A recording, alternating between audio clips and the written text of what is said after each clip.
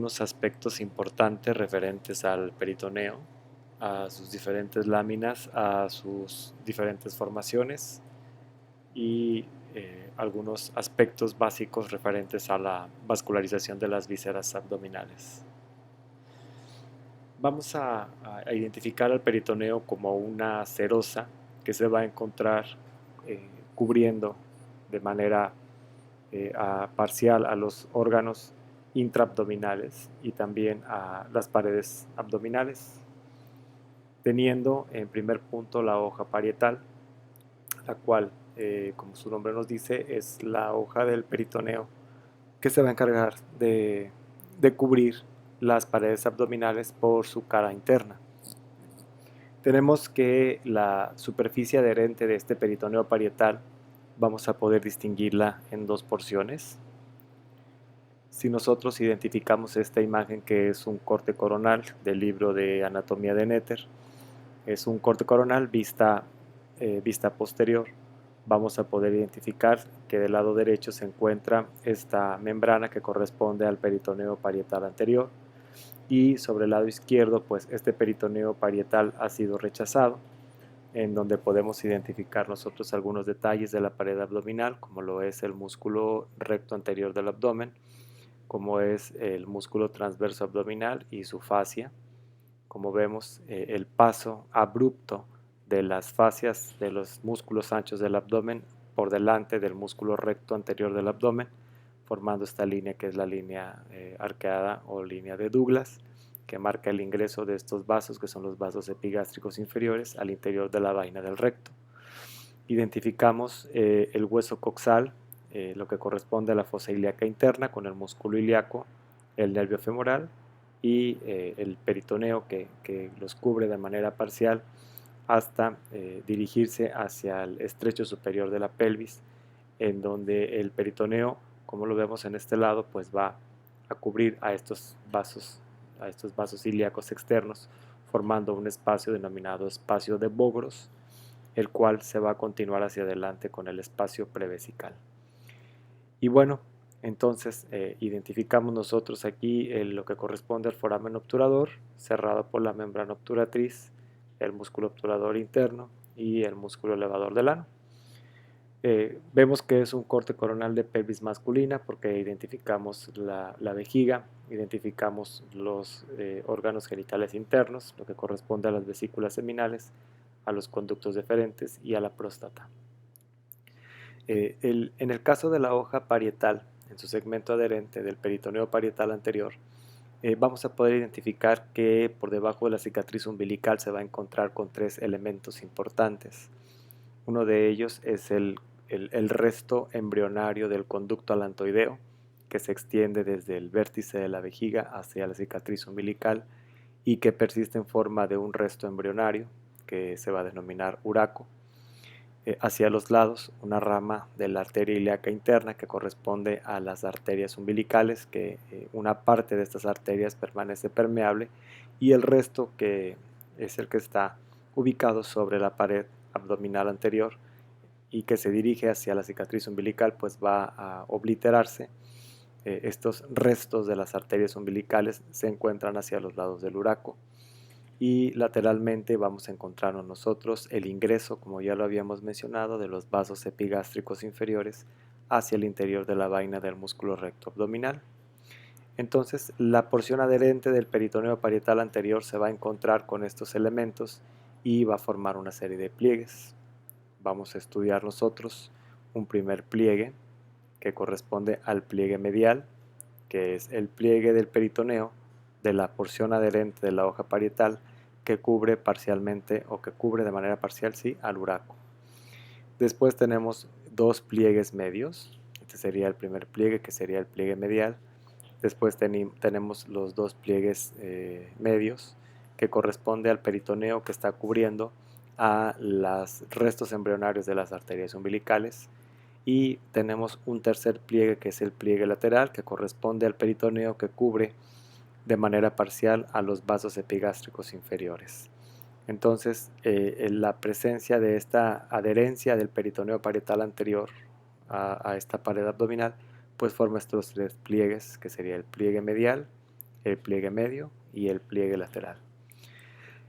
Si observamos nosotros entre los pliegues, el peritoneo va a presentar unas depresiones que se van a denominar fosas inguinales, de tal forma que entre el pliegue medial y el pliegue medio se forma una fosa inguinal que se va a llamar fosa inguinal medial. Entre el pliegue medio y el pliegue lateral se forma la fosa inguinal media, y lateral al pliegue que forman los vasos epigástricos inferiores se va a formar la fosa inguinal lateral. Estas fosas inguinales son importantes porque forman parte de las relaciones del conducto inguinal que podemos identificar en esta imagen en el lado izquierdo, donde el peritoneo parietal anterior pues ha sido rechazado. Entonces esos serían los detalles que se van a formar por debajo de la cicatriz umbilical. Ahora, si nosotros vamos a ver una imagen que corresponde al libro de anatomía de Netter, en donde podemos identificar nosotros un corte transversal de la pared abdominal por arriba de la por debajo de la cicatriz umbilical, en donde vamos a observar aquí en la línea media el uraco como resto embrionario del conducto alantoideo. Podemos identificar nosotros aquí las arterias umbilicales obliteradas, y entonces identificamos como el peritoneo parietal anterior llega y los cubre de manera parcial y forma estos pliegues inguinales, estos pliegues del peritoneo, que sería el pliegue medial cubriendo el uraco y los pliegues medios cubriendo las arterias umbilicales y formando estas fosas inguinales, que sería la fosa inguinal medial y la fosa inguinal media. No pasa lo mismo cuando hacemos un corte por arriba de la cicatriz umbilical, en la cual vamos a observar que el peritoneo parietal anterior, que viene del lado izquierdo, se va a unir con el peritoneo parietal anterior, que proviene del lado derecho, y estas dos hojas dejan de cubrir a la pared abdominal y se dirigen hacia atrás. Lo que va a ocurrir es esto, que el peritoneo parietal anterior del lado izquierdo se une con el peritoneo parietal anterior del lado derecho, y entonces se unen en la línea media y forman un elemento que corresponde a dos hojas de peritoneo que se dirigen hacia la parte posterior y se insertan sobre la cara diafragmática del hígado. Y entonces, al momento de insertarse sobre la cara diafragmática del hígado, estas dos hojas de peritoneo se abren y cubren la cara diafragmática del hígado. El término que utilizamos para referirnos a que el peritoneo cubre a una víscera, pues es el término de peritoniza. Entonces, imaginando nosotros en esta vista superior del hígado que esto correspondería a la pared abdominal anterior, el peritoneo que se extiende o que viene de la parte derecha y el peritoneo parietal que viene de la porción izquierda, en la línea media se unen y forman este ligamento, que son dos hojas de peritoneo que vienen y se insertan sobre la cara diafragmática del hígado, y al insertarse este peritoneo se separa, se abre y cubre a los dos lóbulos del hígado, que sería pues el lóbulo derecho y el lóbulo izquierdo, y a este ligamento le vamos a denominar ligamento falciforme. En el borde libre del ligamento falciforme vamos a encontrar nosotros otro ligamento que corresponde a la vena umbilical obliterada y que se va a denominar ligamento redondo. Si nos vamos nosotros a ver la imagen del libro de anatomía de Netter, vamos a identificar que por arriba de la cicatriz umbilical efectivamente vemos el resto embrionario que corresponde al ligamento redondo y que pues en la vida embrionaria es permeable porque corresponde a la vena umbilical. Entonces, el peritoneo va a tener varias formaciones, su hoja visceral va a tener varias formaciones. Una de ellas son los ligamentos, como el que acabamos de mencionar, que es el ligamento falciforme, y que bueno, si nosotros volvemos a ver la imagen, nos vamos a dar cuenta que el peritoneo parietal también cubre la cara inferior del hígado, la cara inferior del diafragma, perdón, la cara inferior de las cúpulas diafragmáticas, y entonces este peritoneo deja de cubrir al diafragma del lado derecho, deja de cubrir al diafragma del lado izquierdo y se dirigen hacia abajo para insertarse sobre la cara diafragmática del hígado. Entonces vamos a ver una imagen del néter en donde podemos identificar cómo el diafragma, que aquí está seccionado, pues su cara inferior está cubierta por el peritoneo diafragmático y comienza a abandonar al diafragma y se empieza a insertar sobre el hígado, y al momento de insertarse hace exactamente lo mismo que hacía el ligamento falciforme, empieza a cubrir la cara diafragmática del hígado y lo peritoniza, mientras que el peritoneo que está cubriendo la cara inferior del diafragma igual deja de cubrir el diafragma y se inserta sobre el hígado y lo peritoniza. Entonces estos ligamentos que estoy señalando aquí, que se están formando, van a formar una corona sobre la cara diafragmática del hígado, y por eso se les denomina ligamentos coronarios. Estos ligamentos coronarios entonces son dependientes o son formados por el peritoneo que está cubriendo la cara inferior del diafragma, de la porción horizontal del diafragma. Si nosotros observáramos la imagen en espejo, en la cual pues vemos que se seccionó ese ligamento coronario y se rechazó el hígado, vemos como el peritoneo que está cubriendo la cara inferior deja de cubrir al diafragma y se inserta sobre la cara diafragmática del hígado, formando este ligamento que, bueno, siendo más específicos, corresponde a la hoja superior del ligamento coronario. Y se les llama coronarios porque, miren, esta hoja superior junto con la hoja inferior dan la apariencia de que están formando una corona al hígado, y que están enmarcando una parte del hígado que no presenta peritoneo y que se le va a denominar área desnuda del hígado. Entonces, nos regresamos a la imagen del libro de la Target, en el cual identificamos esta hoja, que sería parte de la hoja derecha, esta hoja que es parte de la hoja izquierda, y que corresponden al peritoneo que está cubriendo a la cara inferior del diafragma y que se inserta sobre el hígado, lo peritoniza y forma la hoja superior del ligamento coronario, ¿sí? Si nosotros vamos hacia adelante, pues esto correspondería a la parte peritonizada del hígado, y esta parte corresponde al área que no tiene peritoneo y que se denomina área desnuda del hígado. Vamos a regresarnos a la imagen del libro de Netter, en donde identificamos al peritoneo parietal posterior. Este peritoneo parietal posterior, que está cubriendo la parte vertical del diafragma, igual deja de cubrir esta porción vertical del diafragma y se inserta en la cara diafragmática del hígado, formando lo que corresponde a la hoja inferior del ligamento coronario. Entonces, la hoja superior corresponde al peritoneo de la cara inferior del diafragma, mientras que esa sería la hoja superior, mientras que la hoja inferior corresponde al peritoneo parietal posterior, y que también de manera parcial cubre la porción vertical del diafragma, ¿sí? Entonces, esto sería la hoja superior y la hoja inferior. Hoja superior corresponde al peritoneo del diafragma y la hoja inferior corresponde al peritoneo parietal posterior.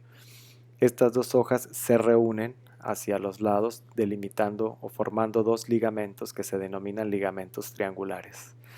Entonces, resumiendo, el hígado va a presentar un ligamento falciforme que se forma por el peritoneo parietal anterior y que se inserta sobre el hígado y lo peritoniza, en cuyo borde libre presenta el resto de la vena umbilical, que se llama ligamento redondo, y que, bueno, aprovechamos para mencionar que la inserción del ligamento falciforme permite dividir al hígado desde el punto de vista anatómico en dos lóbulos, que sería el lóbulo derecho y el lóbulo izquierdo, mientras que el peritoneo que cubre la cara inferior del diafragma se inserta sobre el hígado y forma la hoja superior del ligamento coronario, mientras que el peritoneo parietal posterior se inserta sobre el hígado y forma la hoja inferior del ligamento coronario, y la reunión de estas dos hojas, superior e inferior, van a delimitar estos ligamentos que se van a llamar ligamentos triangulares.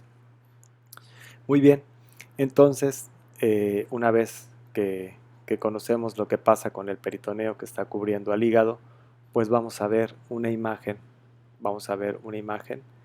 que corresponde a a la cara visceral, del hígado, en donde identificamos nosotros un surco transversal o surco horizontal que está rodeado por peritoneo, del peritoneo visceral, y en el cual se encuentra lo que conocemos como la tríada portal, en donde se encuentra la vena porta, se encuentra la arteria hepática propia y el conducto colédoco, formado por el conducto cístico, proveniente de la vesícula biliar, y el conducto hepático común, proveniente de los dos lóbulos hepáticos. Entonces, el peritoneo que se encuentra cubriendo este porto hepatis, se llama o tríada hepática o hilio del hígado, pues va a reflejarse, va a dejar de cubrir a la cara visceral del hígado y se va a insertar sobre la curvatura menor del estómago. Lo podemos identificar mejor en esta imagen. Vean cómo en esta imagen del libro de Netter se rechazó el hígado, y vemos cómo todo el peritoneo que está cubriendo la cara visceral del hígado, al momento de estar en contacto con este surco horizontal o transversal que contiene los elementos del hilio hepático, pues el peritoneo visceral se refleja, deja de cubrir el hígado y se comienza a insertar sobre la curvatura menor del estómago. Hay una imagen del libro de anatomía de la Target donde podemos identificar muy bien esta relación, en donde vemos cómo el peritoneo visceral, que está cubriendo la cara visceral del hígado, se refleja y entonces forma un elemento que son dos hojas de peritoneo que se insertan sobre la curvatura menor del estómago. Entonces aquí viene una segunda formación del peritoneo denominado epiplón. ¿Qué es un epiplón? Un epiplón son dos hojas de peritoneo que conectan dos vísceras. En este caso, este epiplón, que son dos hojas de peritoneo, está conectando al hígado con el estómago. Entonces, una vez que el peritoneo abandona la cara visceral del hígado, pues viene y se inserta sobre la curvatura menor, pero aquí hay un detalle muy importante. Entre las dos hojas del epiplón menor se va a encontrar grasa y se va a encontrar la anastomosis, un arco anastomótico que se forma por las dos arterias gástricas, la arteria gástrica izquierda, que proviene del tronco celíaco, y la arteria gástrica derecha, las cuales se anastomosan en la curvatura menor del estómago. La arteria gástrica derecha proviene de la arteria hepática propia, ¿sí? Entonces, vean cómo viene el peritoneo que está formando el epiplón menor, y entonces la parte derecha de este epiplón menor, que corresponde a la inserción en la primera porción del duodeno y su extensión hacia el hígado, se le va a denominar ligamento hepatoduodenal. Nuevamente, el ligamento hepatoduodenal es un espesamiento del borde derecho del epiplón menor, ¿sí? Entonces, si nosotros hiciéramos un corte de este ligamento hepatoduodenal, vamos a poder identificar qué elementos se van a encontrar ahí. Lo vemos aquí en este corte transversal del libro de Netter, en el cual identificamos la vena porta, identificamos el conducto colédoco e identificamos la arteria hepática propia. Esta arteria hepática propia es rama de la arteria hepática común, que a su vez es rama del tronco celíaco, que es una rama visceral de la aorta abdominal. Identificamos la vena porta, la cual se originó por detrás del cuello del páncreas por la reunión de la vena mesentérica superior y del tronco espleno-mesentérico, formado a su vez por la vena esplénica, que recibe a la vena mesentérica inferior, y el conducto colédoco, que se formó por la reunión del conducto hepático común y por el conducto cístico, los cuales se dirigen hacia la segunda porción del duodeno, en donde se va a abrir en el ámpula de Vater. Entonces, estos elementos que forman parte de la tríada hepática se van a encontrar en este engrosamiento del epiplón menor, este engrosamiento del borde derecho del epiplón menor, que se va a llamar ligamento hepatoduodenal. ¿Sí? Bueno, antes de continuar con el epiplón menor, sí me gustaría que viéramos nosotros esta imagen, en la cual vamos a poder observar un corte parasagital, en la cual identificamos al riñón del lado derecho e identificamos al hígado. Y bueno, este sería el diafragma, y alcanzamos a observar nosotros la base del pulmón con la pleura costal y la pleura diafragmática, donde se forma este receso que es el receso costodiafragmático. Esto sería posterior y esto sería anterior. El detalle interesante de esta imagen es ver cómo el peritoneo parietal posterior, que está cubriendo por delante a la celda renal, abandona este peritoneo parietal posterior, abandona la pared abdominal posterior y se continúa con el peritoneo de la cara visceral del hígado. Esto es lo que comentábamos nosotros, que formaba la hoja inferior del ligamento coronario. Entonces, si ustedes se fijan, aquí se va a formar un espacio entre el peritoneo parietal posterior y el peritoneo visceral, que está cubriendo al lóbulo derecho del hígado, y se va a denominar receso hepatorrenal. Se va a denominar receso hepatorrenal o también bolsa de Morrison. Receso hepatorrenal o bolsa de Morrison. Y bueno, vamos a ver esta imagen que corresponde al libro de anatomía de Rubier, en donde alcanzamos a ver una pequeña parte de este receso, porque este corte sí es un corte sagital, sí está pasando por la columna vertebral. Sería entonces entre el peritoneo parietal posterior y el peritoneo que forma el peritoneo visceral del hígado, y que bueno, sobre su lado derecho, cuando está cubriendo al riñón, el espacio que lo separa pues forma este receso que se va a llamar receso hepatorrenal. ¿Sí? Ok, entonces, bueno, ¿qué va a pasar con este peritoneo? ¿Qué va a pasar con este peritoneo que está envolviendo que está envolviendo al estómago?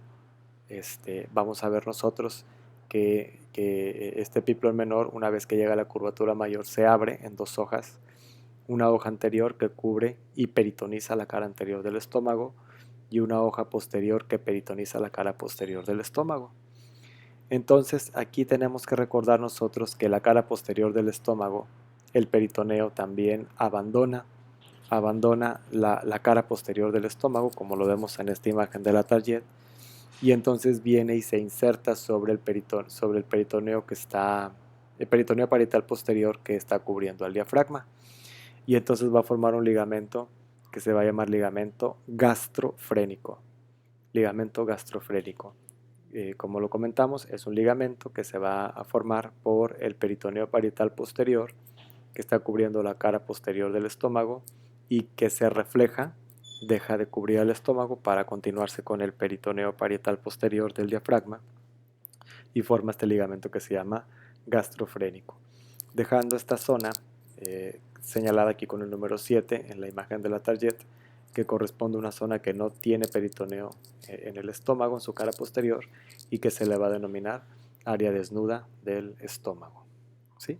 Entonces, viene el peritoneo, cubre las dos caras del estómago, y entonces vamos a buscar una imagen del libro de anatomía de Netter, donde viene muy bien especificado cómo este epiplón viene y se inserta en la curvatura menor y cubre su cara anterior, viene y se inserta y cubre su cara posterior, y al llegar a la curvatura mayor del estómago, entonces este peritoneo, que son dos hojas, va a tener dos destinos. Una parte del peritoneo viene y se inserta sobre el hilio del vaso, y después lo cubre, lo peritoniza, y va a formar un ligamento, que se va a llamar ligamento gastroesplénico, y el resto del peritoneo que está aquí en la curvatura mayor va a tener el siguiente detalle, véanlo.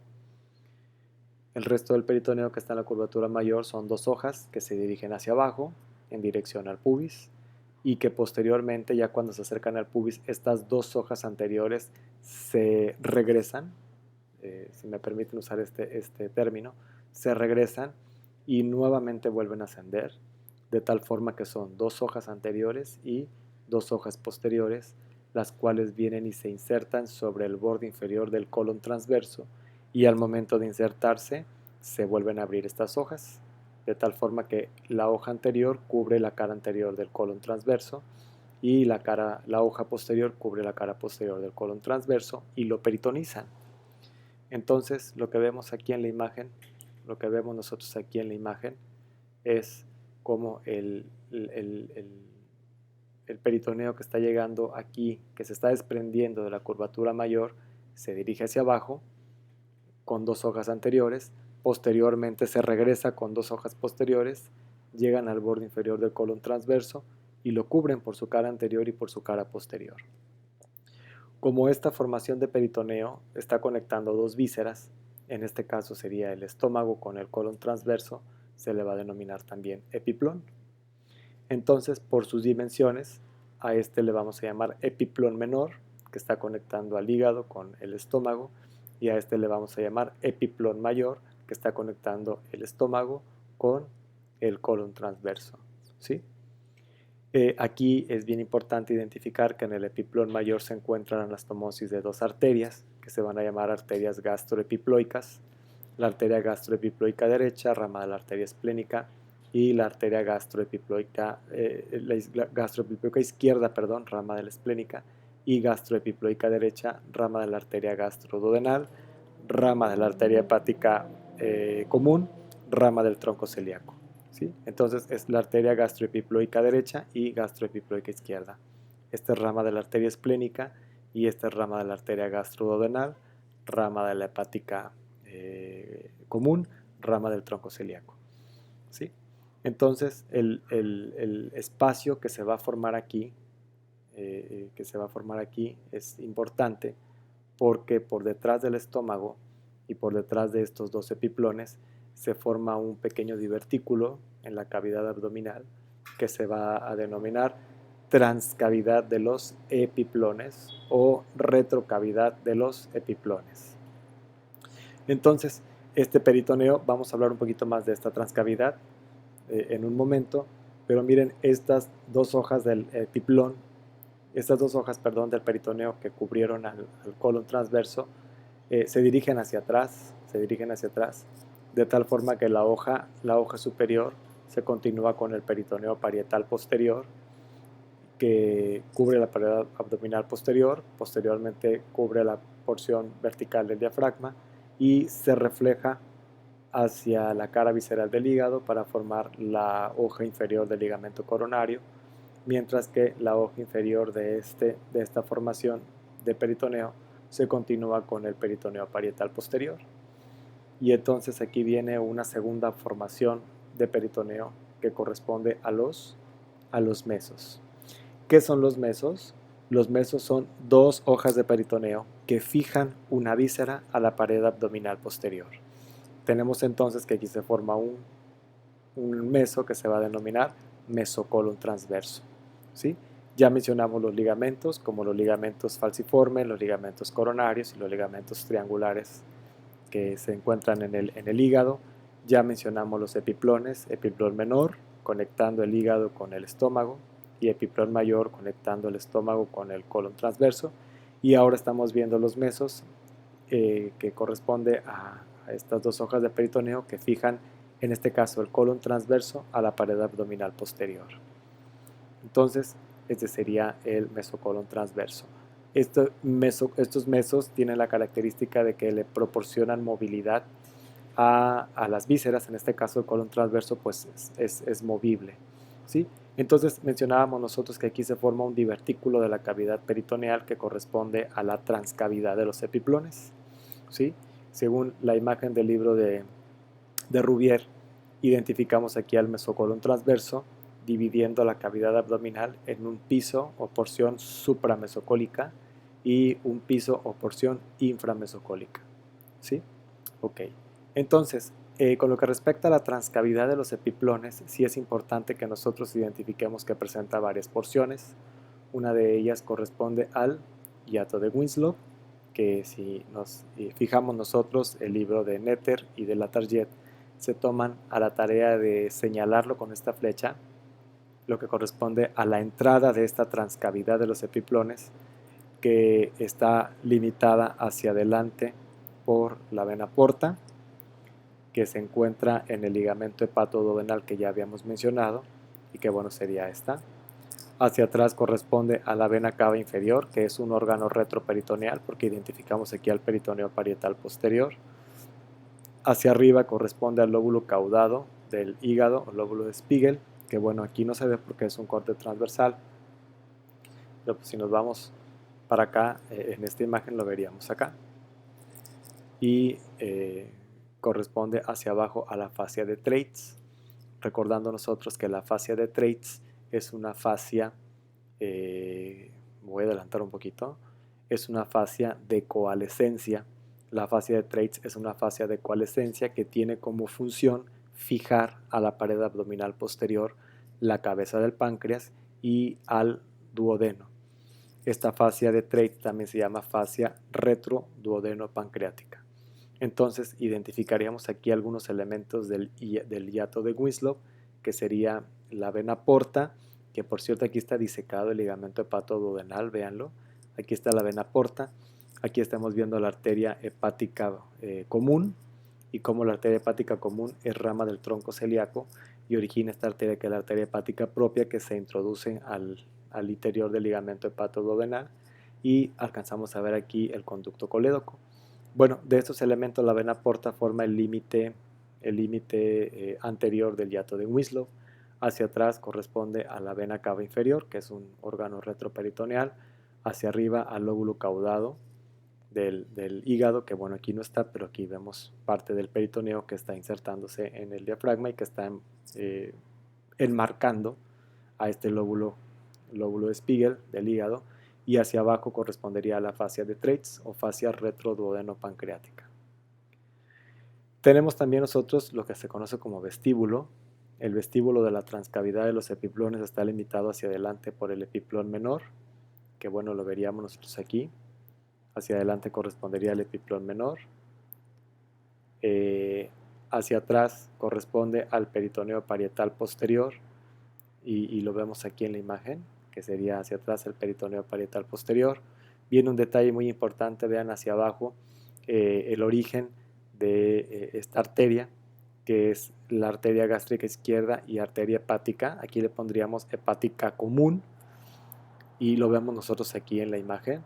Sería el origen de la arteria gástrica izquierda de tronco celíaco, que bueno, aquí está seccionada porque es un corte transversal, pero la arteria hace un asa para dirigirse hacia la curvatura menor del estómago, y el origen de la arteria hepática común, que termina por división formando la arteria hepática propia, y pues sus dos arterias hepáticas, derecha e izquierda, que posteriormente ingresan a los lóbulos correspondientes del hígado. Vemos nosotros a un receso omental, que es el receso mental superior, que corresponde a un espacio que se encuentra entre el esófago, la vena cava inferior y la hoja inferior del ligamento coronario. Y entonces el receso omental lo vemos aquí, mírenlo, está entre la hoja inferior del ligamento coronario, entre el esófago y entre la vena cava inferior. Detalles importantes que ya mencionamos de este vestíbulo, bueno, pues que está formado atrás por el peritoneo parietal posterior, adelante por el epiplón menor, que bueno, aquí no se ve porque está seccionado, pero sí vemos el origen de la arteria gástrica izquierda y vemos el origen de la arteria hepática común, ramas del tronco celíaco. Ese sería el vestíbulo de la transcavidad de los epiplones. Hacia arriba corresponde a la reunión de las dos paredes, y hacia abajo corresponde al borde superior de la cabeza del páncreas, que bueno, pues lo podemos identificar aquí. Sería hacia abajo corresponde al borde superior de la cabeza del páncreas. Ok, vamos a la porción que se llama foramen del aborso mental. El foramen del aborso mental corresponde a varias arterias, sobre todo relacionadas con las arterias del tronco celíaco, que sería la hoz de la gástrica izquierda y sería la hoz de la arteria hepática. ¿A qué se refiere con la hoz de estas arterias? Bueno, pues es que estas arterias, como por ejemplo lo vemos en esta imagen de la tarjeta, vemos como la arteria hepática común se dirige de atrás hacia adelante, y al dirigirse en esta dirección hacia el ligamento hepatoduodenal, pues levanta el peritoneo y forma entonces lo que se llama hoz de la arteria hepática, o también llamado pliegue duodeno-pancreático, que no es otra cosa más que un pliegue de peritoneo que levanta la arteria hepática común, que va en dirección de la región posterior de su origen en el tronco celíaco hacia adelante, hacia el ligamento hepatoduodenal, donde se va a dividir antes de ingresar a este ligamento para formar las arterias hepática propia y arteria gastroduodenal. Mientras que la hoz de la arteria gástrica izquierda, pues también pasa lo mismo. La arteria gástrica izquierda es una arteria que se origina en el tronco celíaco y que se dirige de atrás hacia adelante, hacia la curvatura menor del estómago, y esto levanta el peritoneo y forma ese pliegue que va a formar esa hoz que le llama hoz de la arteria gástrica izquierda o pliegue gastropancreático. ¿Sí? Y hacia adelante pues correspondan las anastomosis de las arterias gástricas derecha e izquierda, que se van a encontrar en la curvatura menor del estómago entre las dos hojas del epiplón menor. ¿Ok? Viene entonces la cuarta porción, que es la porción retrogástrica o la bolsa omental propiamente, formada hacia adelante por la cara posterior del estómago, que lo veríamos nosotros aquí, formada hacia adelante por la cara posterior del estómago. Hacia atrás correspondería al peritoneo parietal posterior, entre lo que nos encontramos al riñón del lado izquierdo, a la glándula suprarrenal del lado izquierdo, a la porción supramesocólica del páncreas. Ahorita vamos a mencionar por qué es supramesocólica, porque si nosotros observamos el mesocolon transverso, que está fijando al colon transverso a la pared abdominal posterior, se inserta en la cara anterior de la cabeza del páncreas y en el borde anterior del páncreas, dividiéndolo en una porción supramesocólica y en una porción inframesocólica. Bueno, la porción supramesocólica del páncreas, junto con el riñón izquierdo y la glándula suprarrenal izquierda, se encuentran cubiertos por peritoneo parietal posterior y forman parte de la porción retrogástrica de la transcavidad de los epiplones. ¿Sí? Hacia la izquierda hay dos ligamentos, el ligamento gastroesplénico y el ligamento frenoesplénico, que son ligamentos que van a cerrar hacia la izquierda la transcavidad de los epiplones. Este es el ligamento gastroesplénico y el ligamento frenoesplénico, que cierran hacia la izquierda la transcavidad de los epiplones. Y bueno, lo que corresponde a las porciones, entonces las podemos identificar. La primera de ellas es el hiato de Winslow, después sigue el vestíbulo de la transcavidad de los epiplones, posteriormente sigue el foramen de la bolsa omental, formada por estas dos hoz, de la gástrica izquierda, de la arteria hepática común y las anastomosis de las gástricas en la curvatura menor del estómago, y por último la porción retrogástrica propiamente dicha. Eso correspondería a la transcavidad de los epiplones. ¿Ok? Entonces, esta transcavidad de los epiplones pues la podemos identificar en el libro de la tarjeta aquí. Muy bien, entonces, ¿qué pasa con el resto del peritoneo parietal posterior? Bueno, el peritoneo parietal posterior deja hacia atrás una serie de vísceras, entre las cuales se va a encontrar pues el duodeno, el páncreas, los grandes vasos como lo es la aorta abdominal y la vena cava inferior, y deja atrás parte de la vía urinaria como son los ureteros y los riñones. Y entonces este peritoneo parietal posterior viene y se encuentra, este peritoneo parietal posterior que estamos viendo aquí, viene y se encuentra con las asas de intestino delgado, y lo que hace el peritoneo es cubrirlas, es fijarlas.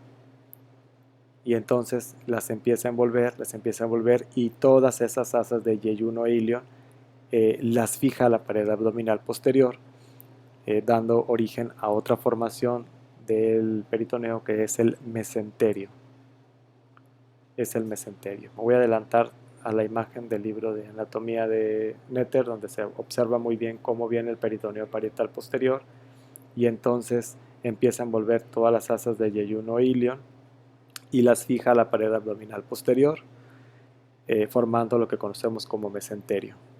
Entonces, miren, aprovechando la imagen, vemos cómo la arteria aorta abdominal origina esta rama visceral que es la arteria mesentérica superior, se introduce al mesenterio y comienza a originar las arterias intestinales, que son las arterias yeyunales e ileales, que se van a encargar de vascularizar yeyuno e ilion. ¿Sí? Vamos a ver nosotros aquí en la imagen que el mesenterio describe más o menos la forma de una S, extendido desde la izquierda hacia la derecha, hacia la fosa ilíaca del lado derecho y hacia la izquierda, pues más o menos a nivel de la segunda vértebra lumbar. Y entonces en la imagen vemos cómo viene la arteria mesentérica superior y se introduce a las dos hojas del mesenterio y vasculariza a yeyuno e ilion que se encuentran aquí. Entonces quedan fijos a la pared abdominal posterior por este mesenterio. Este mismo peritoneo que está formando el mesenterio se dirige lateralmente y se encuentra con parte del intestino grueso, que sería el colon ascendente y el colon descendente. Entonces viene el peritoneo y cubre las caras laterales del colon ascendente y su cara anterior, para después continuarse con el peritoneo parietal. ¿Sí? Entonces viene el peritoneo que formó el mesenterio, se dirige lateralmente, se encuentra las caras laterales del colon descendente y su cara anterior y los cubre de manera parcial y posteriormente se continúa con el peritoneo parietal. ¿Sí? Este peritoneo visceral se continúa con el peritoneo parietal, este peritoneo visceral se continúa con el peritoneo parietal, formando dos surcos denominados surcos parietocólicos, uno del lado derecho y otro del lado izquierdo, o correderas parietocólicas, ¿sí?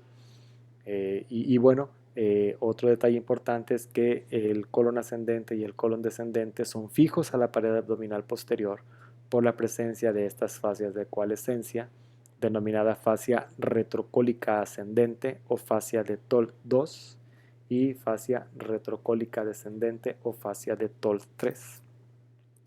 Entonces, el colon ascendente y el colon descendente no son móviles. El que sí es móvil es el colon transverso porque está fijo por un mesenterio a la pared abdominal posterior. Pasa lo mismo con la porción terminal del colon descendente que corresponde al colon sigmoide y que también es envuelto por dos hojas de peritoneo que lo fijan a la pared abdominal posterior formando el mesocolon sigmoide que cruza a los vasos ilíacos y otro meso que vamos a encontrar nosotros muy pequeñito y muy importante es este meso que se va a denominar mesoapéndice, que son dos hojas de peritoneo que fijan el apéndice hacia la pared abdominal posterior. ¿Sí? Entonces, cuando hablamos nosotros de los mesos, pues bueno, tenemos que identificar al mesocolon transverso, tenemos que identificar al mesenterio, tenemos que identificar al mesocolon sigmoide y tenemos que identificar al mesoapéndice. ¿Ok? Muy bien. Recordando las fascias de coalescencia, que son fascias que adhieren las vísceras a la pared abdominal posterior, tenemos la fascia retroduodeno-pancreática o fascia de Treitz. Tenemos la fascia retropancreática, que fija al cuerpo del páncreas a la pared abdominal posterior, o fascia de TOLT1, fascia retrocólica ascendente, o fascia de TOLT2, fascia retrocólica descendente, o fascia de TOLT3. ¿Ok? ¿Qué pasa después? Bueno, el peritoneo parietal posterior se introduce a la porción superior de la pelvis y peritoniza el tercio superior del recto, que es la única parte del recto que presenta peritoneo, y después se refleja, deja de cubrir al recto y pasa por arriba de las vísceras pélvicas, en este caso cubre la cara posterior y superior de la vejiga, cubre también la cara posterior y anterior del útero y se continúa hacia adelante con el peritoneo parietal anterior, de tal forma que el peritoneo se dirige de atrás hacia adelante, dejando a todas estas vísceras pélvicas en un espacio llamado espacio pelvis-subperitoneal. Espacio pelvis-subperitoneal. Entonces, bueno, si nosotros nos vamos a ver los cortes transversales del doctor del doctor del Atlas de Netter. En este caso vamos a ver cómo viene el peritoneo parietal posterior, cubre el tercio superior del recto, se dirige hacia adelante, cubre la cara posterior y superior de la vejiga y después se continúa con el peritoneo parietal anterior con los detalles que ya habíamos mencionado, formando el pliegue medial que corresponde al uraco, el pliegue medio que corresponde a las arterias umbilicales y los pliegues laterales que corresponden a las arterias epigástricas inferiores. En el caso de la mujer, el peritoneo cubre el tercio superior del recto, cubre la cara posterior del útero y cubre parte de su cara anterior, para después cubrir la cara posterior superior de la vejiga y continuarse con el peritoneo parietal anterior. Aquí se van a formar varios detalles importantes. El peritoneo que se cuelga entre el recto y la cara posterior del útero forma un fondo de saco que se llama fondo de saco de Douglas, y este fondo de saco de Douglas alcanza hasta el tercio superior de la vagina, mientras que se va a formar también un receso entre la cara anterior del útero y la cara posterior superior de la vejiga, que se llama receso vesicouterino, y hacia los lados el peritoneo llega a los bordes laterales del útero y se desprende de los bordes laterales del útero, formando dos láminas cuadriláteras que se insertan sobre las paredes laterales de la pelvis y que van a formar un ligamento que se va a denominar ligamento ancho del útero, ¿sí? Entonces, este peritoneo que llega a los bordes laterales del útero se desprende formando esas láminas cuadriláteras que se insertan sobre las paredes laterales de la pelvis y corresponde al ligamento ancho del útero. Entonces, este peritoneo igual se continúa con el peritoneo parietal anterior por debajo de la cicatriz umbilical con los detalles anatómicos que ya mencionamos. ¿Ok? Muy bien. Con esto damos por terminado este repaso de peritoneo. Espero que sea de su ayuda y nos vemos en el siguiente video. Muchas gracias.